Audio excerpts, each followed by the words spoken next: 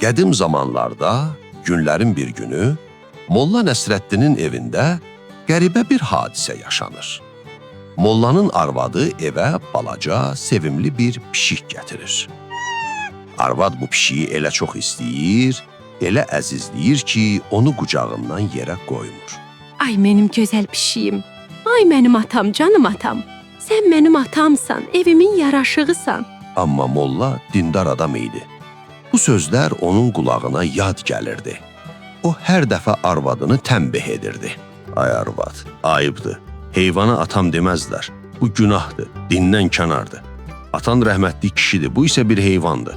Allaha xoş getməz belə sözlər. Amma arvad kimdir ki, Mollaya qulaq assın? Molladan qorxsa da ürəyində bildiyini edərdi. Molla evdən çıxan kimi yenə pişiyi bağrına basıb, Sən fikir vermə o kişiyə. Sən elə mənim atamsan, canım atamsan.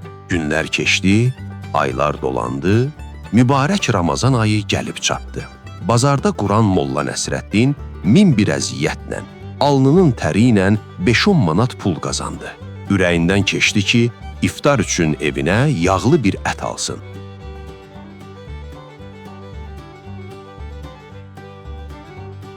Bazara getdi, qəssabdan təzə, yağlı, düz 5 kilo ət aldı. Bəh, nə gözəl ətdir. Bundan bir bozbaş pişər ki, barmaqlarını yalayarsan. Molla əti gətirib mətbəxdə masanın üzərinə qoydu və dəstəmaz almaq üçün yan otağa keçdi. Arvad isə yorğun idi, qonaq otağında, divanda şirin yuxuya getmişdi. Evdə sakitliyi idi, amma pişik ac idi. O, atam deyilən pişik masanın üstünə sıçradı, 5 kilo yağlı əti dişinə alıb, göz qırpımında pəncərədən qaçdı. Molla otağa qaydanda nə görsə yaxşıdır, masa boş, ət yox, pişik yox. Vay, evim yıxıldı, hanı mənim ətim? Molla qəzəbdən titriyə-titriyə qaçıb yatmış arvadını divanda silkələyib boyatdı. Dur ayağa, evimizdən bərəkət getdi, xəbərin yoxdur.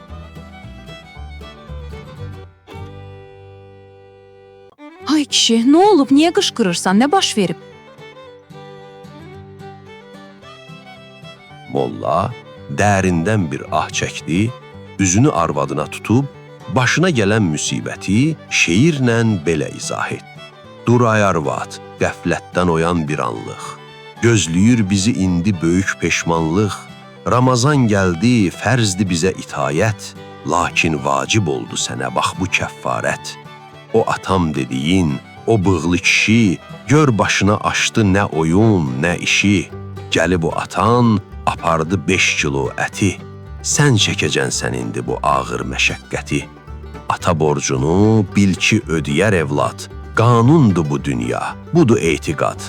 Ət getdi, yağ getdi, qalmadı taqət. Dur indi 60 gün ödə kəffarət.